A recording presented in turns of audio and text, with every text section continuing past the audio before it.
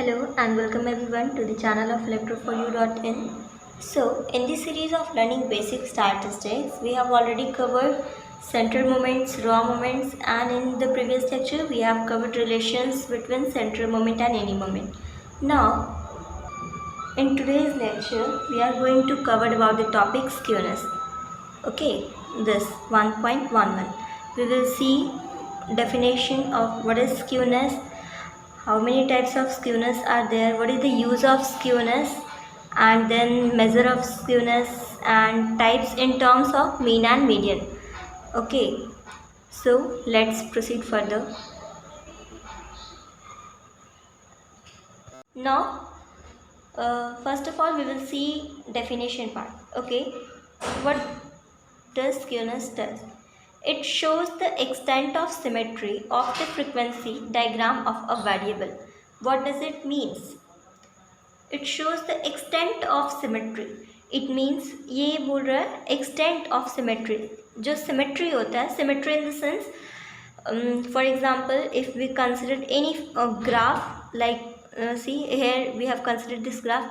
तो सिमेट्री कहने का मतलब है कि अगर हम इसको हॉरिजॉन्टली या वर्टिकली इस तरह से डिवाइड करें तो अगर if this let us take this part A and this as B, if both of these parts are in equal, अगर दोनों पार्ट डिवाइड करने के बाद इक्वल होता है तो वो हम लोग कहते हैं सिमेट्री है, सेम है.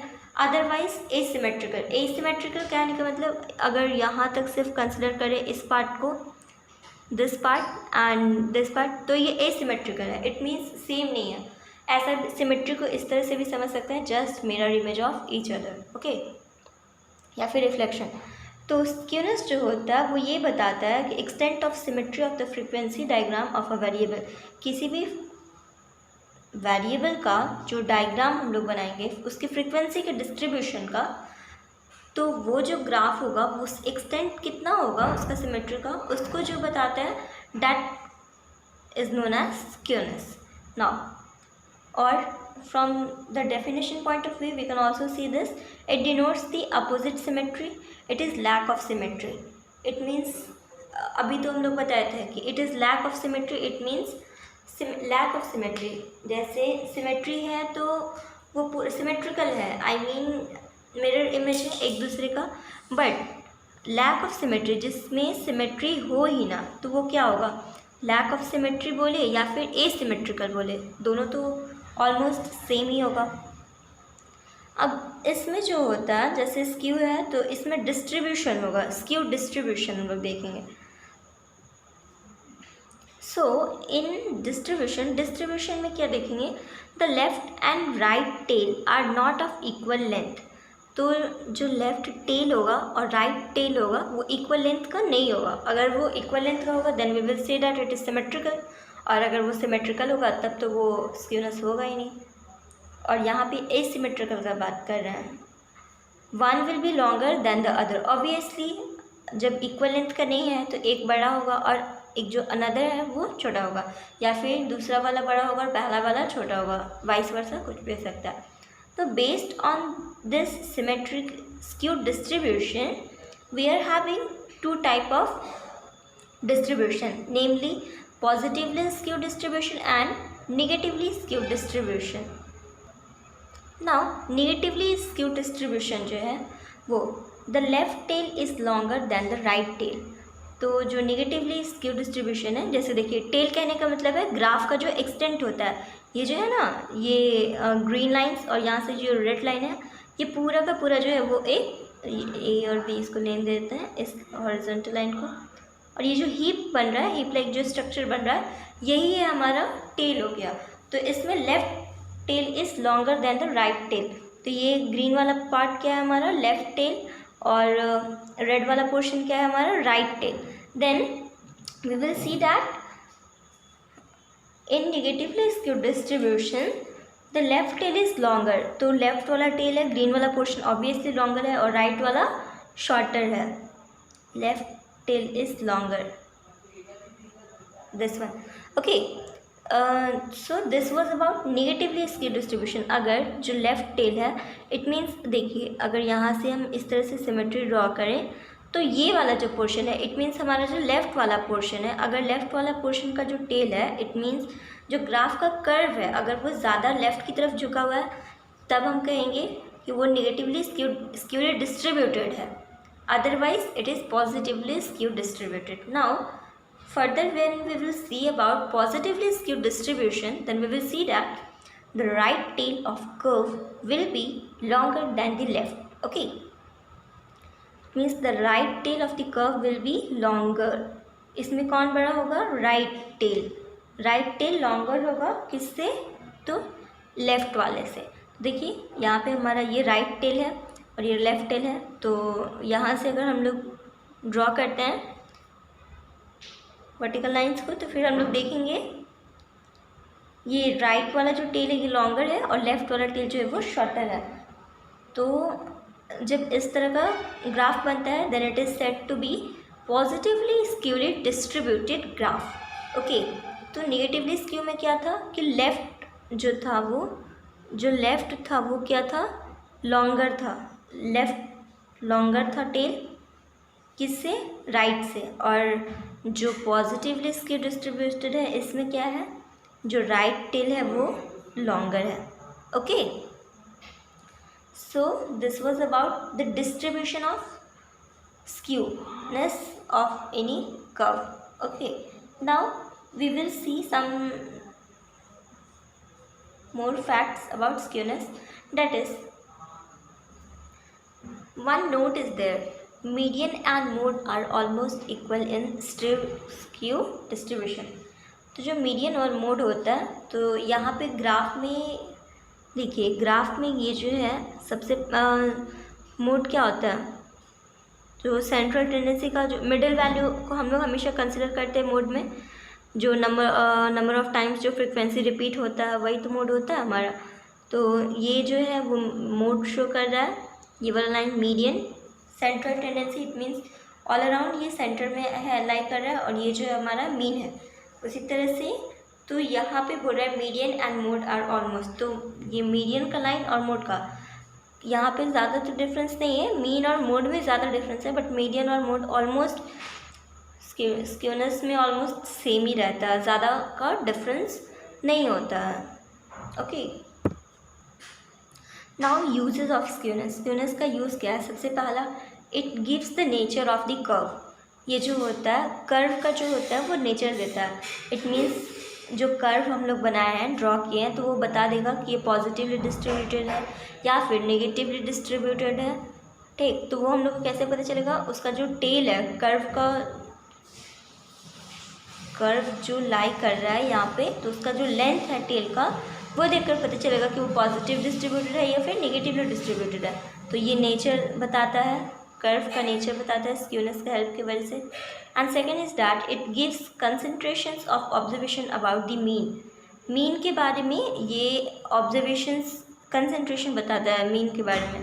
ओके, जैसे ग्राफ पे ही हम लोग देखें मीन, मीडियन, मोड, इसके बारे में बताया कि कौन कहाँ पे है। तो देखिए यहाँ पे जैसे मीन का जो ग्राफ इस ग्राफ में देखा जाए तो मीडियन सबसे ज़्यादा वैल्यू किसका? मीडियन का है, फिर मोड एंड देन मीन।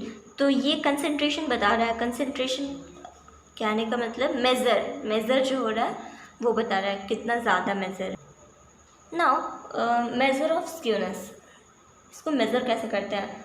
तो measure of skewness is also known as measure of symmetry. इसको मेज़र ऑफ सिमेट्री भी कहा जाता है। इट मीन्स जितना सिमेट्री होगा वही हमारा स्क्यूनेस होगा। Okay, there are two measure of skewness. दो तरह का मेज़र होता है, मतलब दो तरीके से हम लोग स्क्यूनेस को मेज़र कर सकते हैं। जो फर्स्ट वन है that is first one is absolute measure and second one is relative measure. Okay, तो एब्सोल्यूट मेज़र जो होता है that is directly given by the formula mean minus mode. अगर कोई फ्रिक्वेंसी का डिस्ट्रीब्यूशन हमें दिया हुआ है और उस डिस्ट्रीब्यूशन का हमें मीन और मोड पता है, तो हम मीन में से जब मीडियन को मोड को सब्ट्रैक्ट करेंगे तो वो हमें एब्सोल्यूट मेज़र दे देगा किसका? स्क्यूनेस का। उससे हम लोग स्क्यूनेस को निकाल सकते हैं। बट द अनदर टाइप, अगर मीडियन का वैल्यू ना पता हो और उसकी जगह स्टैंडर्ड डेविएशन वगैरह ये सब दिया हो, तब कैसे निकालेंगे? Then we have other choice that is relative measure. तो रिलेटिव मेज़र का 4 टाइप्स होता है और that is it is divided into 4 types: Karl's, Pearson's, coefficient of skewness, Borlase coefficient, Kelly's coefficient, and measure of skewness based on moments. Okay, so this was the types of relative measures. But इसमें से जो main है, जो सबसे ज़्यादा important है, that is Karl's, Pearson's, coefficient of skewness. और generally exam में इससे रिलेटेड क्वेश्चंस आते हैं। So we will see this one in detail and so let's proceed. Karl's, Pearson, coefficient of skewness. तो यहाँ पे हम लोग मेनली जो देखें कि स्क्यूनेस क्या है, तो स्क्यूनेस जो क्या था, मेजर ऑफ सिमेट्री था, कितना ज़्यादा सिमेट्रिकल है कोई भी कर्व के बारे में। ओके, वो पॉजिटिवली डिस्ट्रीब्यूटेड है, नेगेटिवली डिस्ट्रीब्यूटेड है। उसी तरह से बहुत सारे टाइप्स भी दिए हैं इसके, जिससे हम लोग रिलेटिव मेज़र कर सकते हैं। वो उस मेजरमेंट में जो पहला है वो Karl's, Pearson's, coefficient of skewness है, and that is given by the formula. It is very easy to remember. It is only the formula we have to remember, that is mean minus mode divided by standard deviation. Now जो skewness का होता है, this is the formula and this we have to remember, that is mean minus mode upon standard deviation. Okay, here if in the question mean is mode is not given, then in that case we have another formula, that is mean. Mode की जगह पे हम लोग ये लिख सकते हैं, mode is equal to 3 median minus 2 mean. ये भी फॉर्मूला होता है मोड का. सो हम लोग इसको यहाँ पे यूज़ कर सकते हैं अगर डायरेक्ट मोड क्वेश्चन में ना दिया हो तो. In case mode is not given then only we will use this formula, otherwise we will use this one. So इसको सॉल्व करने के बाद mean minus 3 median minus minus plus 2 mean by standard deviation. This will goes to form 3 into mean minus median upon standard deviation. So this is the standard formula for calculating Curl's Pearson coefficient of skewness. Okay, generally ये जो coefficient है ये -1 to 1 के range में लाई करता है. It is not less than -1 and neither more than 1. Okay, its value is 0, then there is no skewness. If its value is 0, अगर इसका value 0 है, curls, Pearson's, coefficient of skewness अगर हम लोग कैलकुलेट करते हैं और अगर उसका value 0 आता है, then there is no skewness. It means if it is 0, then it is no skewness. No skewness. Okay, now this was all about Curl's, Pearson's coefficient of skewness, and we will see types of skewness in terms of mean and mode. See, there is no skewness in the distribution. Distribution में it means here distribution refers to frequency distribution. Okay, frequency distribution. अगर कोई data हमें दिया हुआ है और उस particular variable का जो फ्रीक्वेंसी दिया हुआ है, इफ़ इस स्क्यूनेस इज 0, इट मीन्स उसका जो कर्व है, जो कोफिशिएंट अभी हम लोग कैलकुलेट किए थे, जैसे Karl's, Pearson's coefficient of skewness जो देखे थे, if its value is 0, okay, if its value is 0, then we will consider that no skewness. Okay, it means अगर ये 0 हो जाएगा तो इसका फॉर्मूला क्या देखे थे हम लोग, जस्ट अभी हम लोग देखे थे, that is mean minus mode upon standard deviation. Okay, and here we will also see that mean minus mode upon standard deviation ST is equals to 0. अगर इसको 0 के इक्वल किया जाए तो क्या होगा, ये तो 0 हो जाएगा, मल्टीप्लाई होकर 0 से, तो फिर हो जाएगा मीन, यहाँ बचेगा mean minus mode equals to 0. तो ये यहाँ पे हो जाएगा mean is equal to mode. Okay, now the distribution is positively skewed. अब डिस्ट्रीब्यूशन पॉजिटिवली स्क्यूड कब होगा, जब जो कर्ल्स कोफिशिएंट जो है स्क्यूनेस का वो पॉजिटिव होगा. It means if greater than 0 होगा तब इट मीन्स ये पूरा जो टर्म होगा इसको ज़ीरो से ग्रेटर होना पड़ेगा। तो अगर ये टर्म पूरा ज़ीरो से ग्रेटर होगा then we can say that, यहाँ से कंक्लूजन क्या निकला, मीन जो होगा डिस्ट्रीब्यूशन का वो ग्रेटर होगा मोड से। Okay, now the distribution is said to be negatively skewed. Negatively skewed कब होगा, इफ़ जो कोफिशिएंट होगा वो Karl Pearson's coefficient of skewness होगा, या फिर सिंपली कोफिशिएंट ऑफ स्क्यूनेस जो होगा, SK here refers to coefficient of skewness.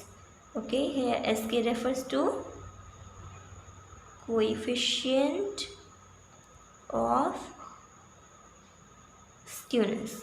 Okay, तो if it is less than 0 then it is said to be negatively skewed. Okay, now we will solve some example for skewness, like calculating जितने भी types की problem होते हैं skewness के basis पे, जैसे compute the coefficient of skewness for the following frequency distribution, या फिर कभी कभी ये भी पूछता है कि कर्ल्स पियर्सन्स कोफिशिएंट क्या होगा, तो वो सब हम लोग देखेंगे। ओके, तो इस क्वेश्चन में हमें क्या निकालना है, compute the coefficient of skewness. Skewness का कोफिशिएंट कैसे कैलकुलेट करना है, तो इसके लिए सबसे पहले हमें एक टेबल कंस्ट्रक्ट करना पड़ेगा, क्योंकि कोफिशिएंट ऑफ स्क्यूनेस निकालने के लिए हमें चाहिए मीन, मीडियन और mean, mode and standard deviation. Okay, these three quantities we need to calculate the coefficient of skewness as I have discussed in my lecture. See, coefficient of skewness को calculate करने के लिए हमें क्या चाहिए, mean चाहिए, mode चाहिए और स्टैंडर्ड डेविएशन। सो इन तीनों को क्वांटिटीज़ को एक एक करके हम लोग कैलकुलेट करते हैं। यहाँ पे हम लोग टेबल बना रखे हैं, उसके बाद मीन, मोड और स्टैंडर्ड डेविएशन यही तीन कैलकुलेट करना है। तो जनरली यहाँ एक्स का सारा वैल्यू दिया हुआ है क्लास इंटरवल का, और ये कोरस्पॉन्डेंट फ्रिक्वेंसीज को नोट कर लिए। Now D is the width of the class, then this is F into D, this F into D, this is F into D square, and this is cumulative frequency.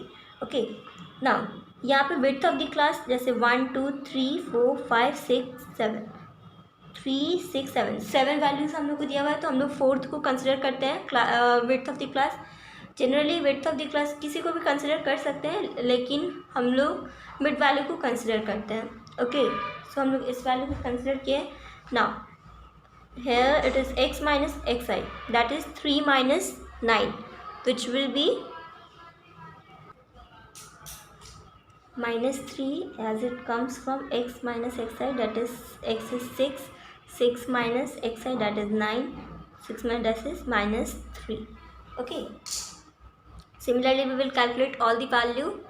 Now it is f into d, f into d, it means 3 into d, -3 that is -9, f into d square which will be equals to 3 into d square, it means -3 का square 9, and 9 into 3 that is 27. C into f, that is cumulative frequency, and cumulative frequency will be 3. Cumulative frequency जो होता है वो previous frequencies के सम होता है, जैसे ये 3 है और फिर यहाँ पे 6 है, तो 6 + 3 यहाँ पे ये 9 होगा, this 9 will be equals to 6 + 3, ये दोनों का एडिशन। देन इसके लिए जो कम्युलेटिव फ्रीक्वेंसी होगा वो होगा 9 + 6 + 3, that is will be 18, this 9 + this 9, and then 13 + 18 which will be equal to 31 and so on. तो समेशन जो होगा इस पर होगा summation this will be equal to 0, just add करना है, एंड इसका जो समेशन होगा 27 24 + 9 + 8 70, that will be equal to 124. Okay, now coefficient of skewness calculate, mean calculate करना है। तो मीन कैलकुलेट करने के लिए जो फॉर्मूला होता है, now mean is equals to a + summation of f into D divided by summation of f. This is also known as capital N.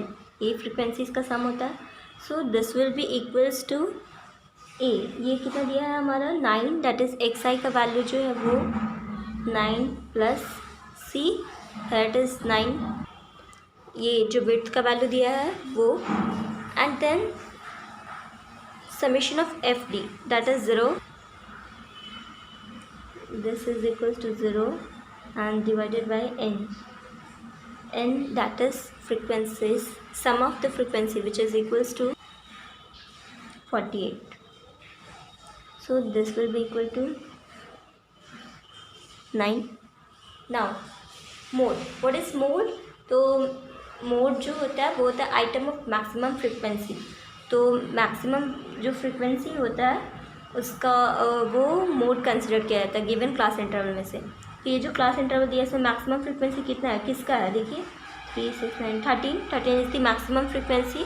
So this will be there तो mode. Okay, इसका जो class interval होगा वो mode होगा। तो maximum frequency कितना है, 13 है, और उसका कोरस्पॉन्डिंग क्लास कितना 13 है मैक्सिमम फ्रिक्वेंसी, और उसका कोरस्पॉन्डिंग क्लास इंटरवल है 9। तो ये मोड हो गया आइटम का। ओके, दिस मोड हो गया ये। अब नाउ स्टैंडर्ड डेविएशन, हमें मीन तो कैलकुलेट कर लिया हमने, मोड भी कैलकुलेट कर लिया, अब स्टैंडर्ड डेविएशन। तो स्टैंडर्ड डेविएशन का जो फॉर्मूला होता है which is equals to summation of fd square divided by summation of f, that is n, capital N. This is also equals to capital N, कहीं कहीं capital N भी लिखा रहता है, फ्रिक्वेंसीज का सम है, and minus summation of f into d divided by summation of f का whole square. तो summation of f d square ठीक कितना दिया है 124 divided by summation of f which is equals to 48, see here it is 48 minus summation of fd that is equals to 0 divided by summation of f that is 48 and इस पूरे का whole square. तो ये term तो पूरा 0 हो जाएगा। So this will be equal to 48 minus 0 हो जाएगा। तो this will be around equals to 1.61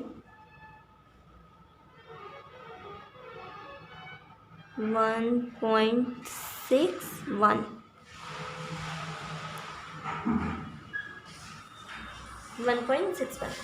okay, तो स्टैंडर्ड डेविएशन भी कैलकुलेट कर लिए हम लोग, वैल्यूज मिल गया, मीन मिल गया हमें 9, फिर मोड मिल गया, मोड भी हमारा 9 आया, and standard deviation that is 1.61। अब क्या करना है कि कोफिशिएंट ऑफ स्क्यूनेस निकालना था ना। तो ये क्या होता है, mean minus mode divided by standard deviation. तो हम लोग यहीं पे कैलकुलेट कर लेते हैं। मीन कितना है हमारा 9 माइनस मोड कितना आया 9 divided by coefficient of S D. तो 9 ये 0 हो गया 1.6, this is equals to 0। Okay, तो कोफिशिएंट ऑफ स्क्यूनेस क्या आया हमारा यहाँ पे, ये 0 आया। और हम लोग पढ़े थे कि अगर कोफिशिएंट ऑफ स्क्यूनेस 0 आता है इट मीन्स वहाँ पे कोई भी स्क्यूनेस नहीं है, it means there is no symmetry. Okay, see हम लोग सारे को डिस्कस किए थे कि अगर 0 आता है, स्क्यूनेस अगर 0 आता है it means there is no skewness in the distribution, and अगर ग्रेटर देन 0 आता है it means it is positively skewed, and if it is less than 0 then it is negatively skewed. So इस type का एक problem mainly पूछा जाता है skewness के बेसिस पे। So this was all about the coefficient of skewness, how to calculate skewness, how to measure skewness. Okay, then I hope so आपको ये topic clear हो गया होगा, and if you have any doubt then please ask your doubt in the comment section, and thank you for watching the video. Thank you.